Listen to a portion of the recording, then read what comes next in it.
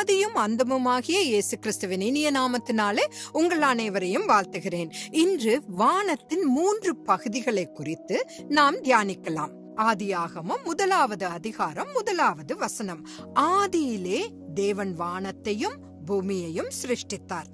நீங்கள் ஆங்கில வேதாகமத்தை கூர்ந்து கவனித்தால் அது வானங்கள் என்று பன்மையிலும் பூமி என்று ஒருமையிலும் எழுதப்பட்டுள்ளது. ஒன்றுக்கும் மேற்பட்ட வானங்கள் இருந்தால்தான் அதை பன்மையில் எழுத முடியும். வேதாகம ஆராய்ச்சியாளர்கள் 3 வானங்கள் இருப்பதாக கூறுகின்றனர்.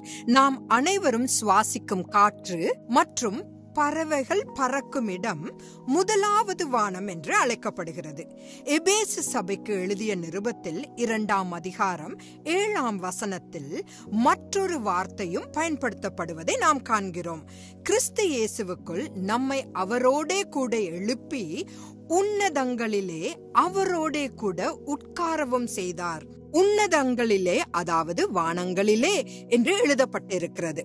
மேலும் 6ஆம் அதிகாரம் 12ஆம் வசனம் மீண்டுமாக மனிதனின் எதிரி மாம்சமும் இரத்தமும் மட்டுமல்ல, வான மண்டலங்களில் உள்ள பொல்லாத ஆவிகளின் சேனைகளோடும் நமக்கு போராட்டம் உண்டு என்று பவுல் கூறுகிறார். இந்த இடத்தில்தான் நாம் வானம், நட்சத்திரங்கள், சூரியன் போன்றவற்றை பார்க்கலாம்.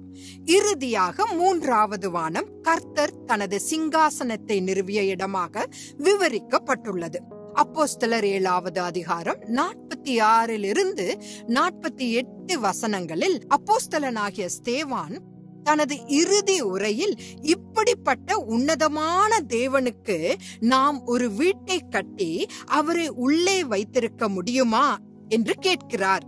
இயேசு கிறிஸ்து நீதிமான்களின் பகுதியை ஒரு புதிய இடத்திற்கு மாற்றிய 3வது வானம் இதுவாகும். இவ்விடத்தை தான் இயேசு மனம் திரும்பிய கள்ளனிடம் தன்னுடன் பரதீசில் இருப்பா என்று உறுதியளிக்கிறார். எனவே 3வது வானம் என்பது பரதீசு என்று அழைக்கப்படும் கர்த்தரின் சிங்காசனம் இருக்கும் இடமாகும் என்று நாம் முடிவு செய்கிறோம். தேவ சித்தமாயின் நாளை சந்திக்கலாம். ஆமேன்.